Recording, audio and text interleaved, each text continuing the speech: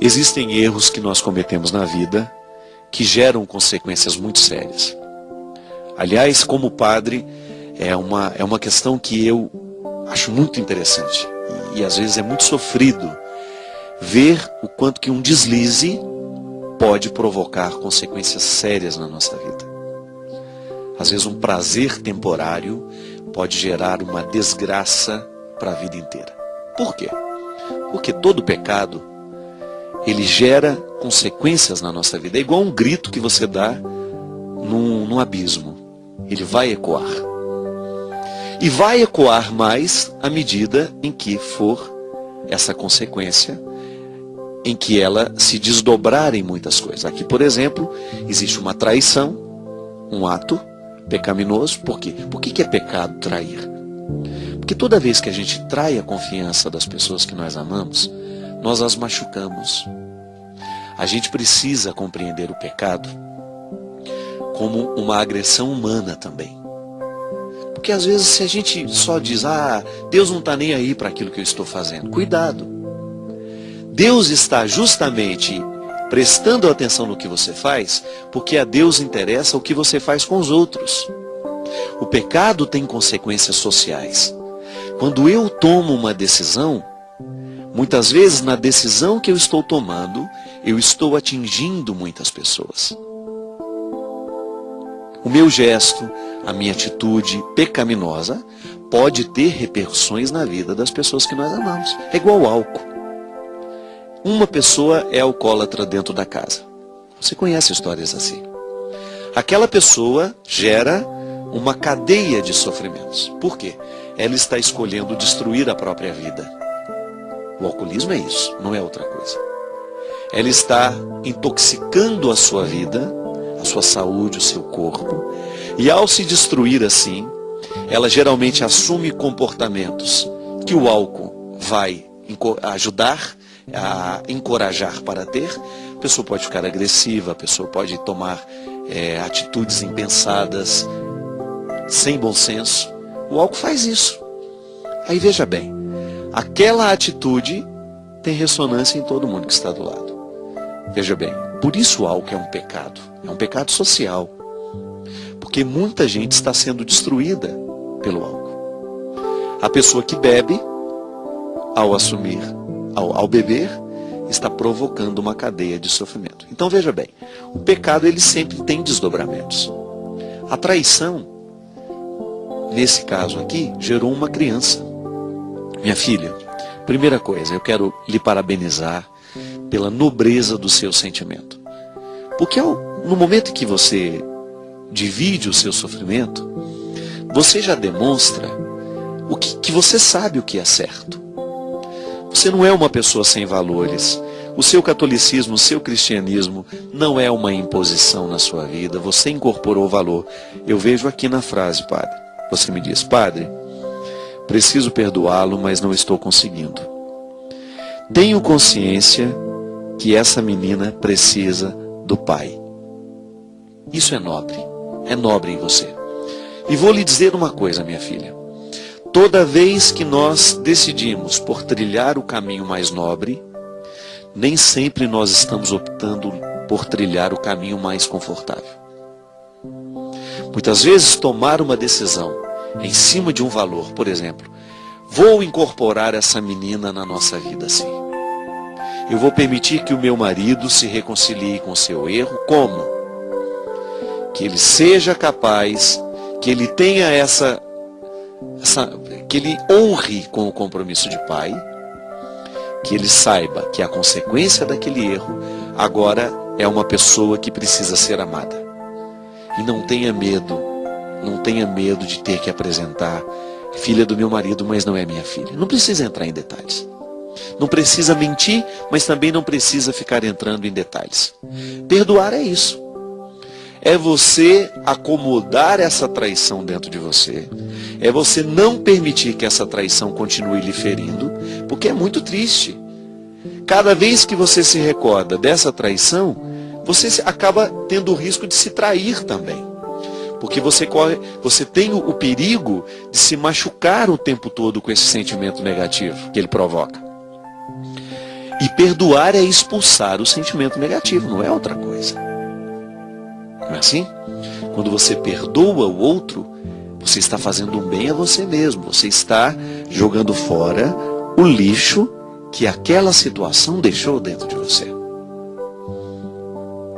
Volto a dizer, optar pelo sentimento nobre, isto é, perdoar, incorporar essa menina na vida da família com sabedoria, nem sempre é o caminho mais confortável. É por isso que é difícil ser nobre, gente. Ter nobreza de alma é uma coisa trabalhosa. Porque quando nós decidimos agir com nobreza na vida, ter sentimentos nobres, nós não estamos decidindo pelo caminho mais confortável. Muitas vezes, para alcançar essa nobreza de caráter, de decisão, de atitude, nós vamos ter que viver um desconforto humano muito grande. Mas é aí que está o valor. Quando eu sei que estou fazendo a coisa certa, eu vou viver o desconforto com sabedoria. Eu não vou reclamar, eu vou assumir aquela minha decisão e vou levá-la até o fim. E você tem toda a razão. Seu casamento não precisa acabar porque houve essa traição. Não é justo com a sua família. Não é justo com seus filhos. A traição aconteceu. O perdão vai proporcionar a vocês uma reestruturação da vida, quem sabe uma nova promessa de fidelidade. Mas agora fique certo disso. O desconforto é grande, mas ele é temporário. Acredite nisso. Quando você realmente conseguir perdoar, esse desconforto espiritual, afetivo que hoje você tem, vai perder a sua força. Minha gente, agora eu falo para todo mundo que de alguma maneira precisa viver e experimentar os sentimentos nobres. Perdoar é muito nobre. Veja a expressão de Jesus. Você acha que é fácil oferecer um lado da face para que bata aquele que já bateu de um lado, oferecer o outro lado? Isso aparentemente parece uma idiotice, uma loucura. É levar desaforo para casa. Só que se a gente vai analisar, a proposta de Jesus, ela é muito profunda.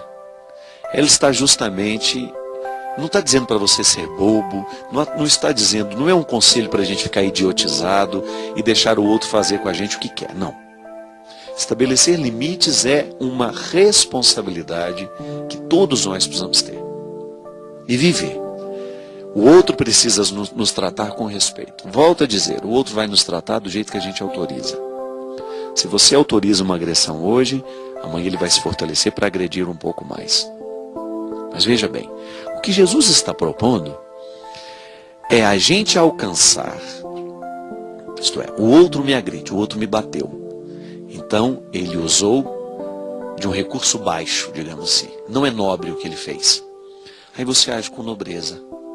Você não vai devolver o tapa. Você não vai devolver o tapa, porque se você devolve, você está nivelando por baixo. Ah, padre, mas é difícil. Ninguém disse que seria fácil.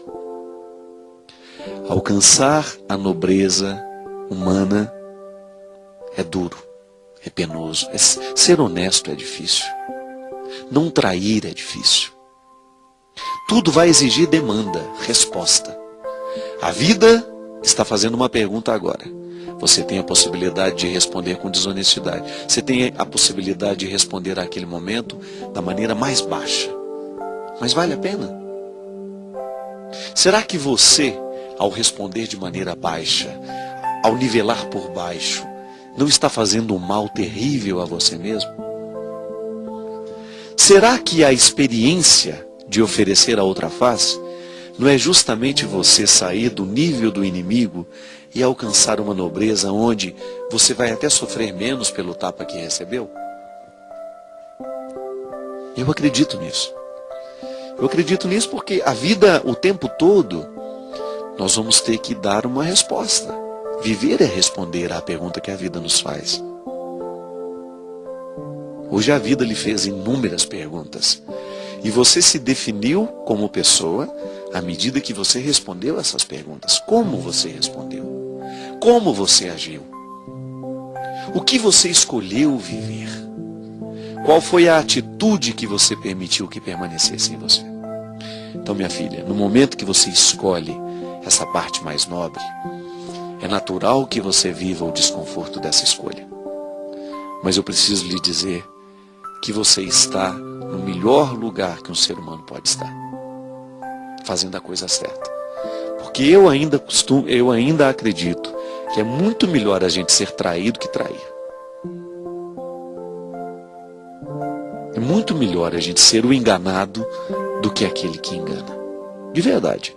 Eu falo isso sem medo. Sem medo de estar dizendo uma bobagem. Eu não quero enganar ninguém. Eu não quero usar da possibilidade, sabe, de fazer bem a uma pessoa e fazer o contrário. Não acho que isso seja nobre. Não nasci para isso. Você acha que eu vou desperdiçar a minha vida para fazer mal a alguém? Não quero. Acho pavoroso quando a gente encontra pessoas que vivem tramando a maldade. Já observou? Tem gente que costura o tempo todo a coxa da maldade. Não quero isso para mim. E graças a Deus eu aprendi isso desde pequeno. Eu me recordo, a minha infância, desde quando eu me entendo por gente, eu sempre gostei de ajudar. Se eu não posso ajudar, então atrapalhar eu não quero. Fazia parte das minhas brincadeiras isso. Tinha pavor quando eu percebia que eu estava passando alguém para trás. A minha mãe sempre falava, você é bobo demais. É bom ser bobo nesse aspecto. Não é verdade? Às vezes chorava porque era enganado. Eu me lembro que eu ia para aqueles concursos de bolinha de gude, né? O outro me roubava minhas bolinhas todas, eu saía de lá. Eu comprava umas 10, 15, porque o dinheiro era pouco, né? Quando saía de lá, saía sem as 15 que tinha levado. Mas na vida é assim. O tempo todo nós vamos ter um engraçadinho querendo nos passar a perna. Você vai olhar para ele, você vai tentar não permitir que ele lhe passe a perna, vai tentar não ser enganado por ele, mas graças a Deus você vai manter-se firme no papel de nunca passar o outro para trás. Essa vida é muito curta, minha gente, para a gente desperdiçá-la com maldades, com coisas ruins, com sentimentos que não são nobres. Parabéns pela sua escolha em querer acolher essa menina na sua vida. Sabe por quê? Ao fazer esse gesto, você mostra para o seu marido que você realmente nunca merecia ser traída. Não é possível que esse homem não vá ficar sensível a esse gesto seu. Você vai envergonhá-lo, oferecendo para ele esse perdão. E o constrangimento é natural de quem ama, viu? Constranger o outro com seu perdão, com seu amor. Ele está esperando o seu desprezo e ele está esperando que você despreze essa menina.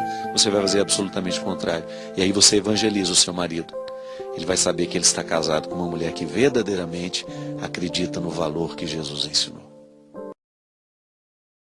Em que ela se desdobrar em muitas coisas. Aqui, por exemplo, existe uma traição, um ato pecaminoso. Por quê? Por que é pecado trair?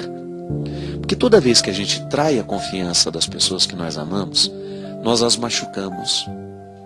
A gente precisa compreender o pecado como uma agressão humana também. Um prazer temporário pode gerar uma desgraça para a vida inteira. Por quê? Porque todo pecado, ele gera consequências na nossa vida. É igual um grito que você dá num abismo. Ele vai ecoar. E vai ecoar mais à medida em que for essa consequência.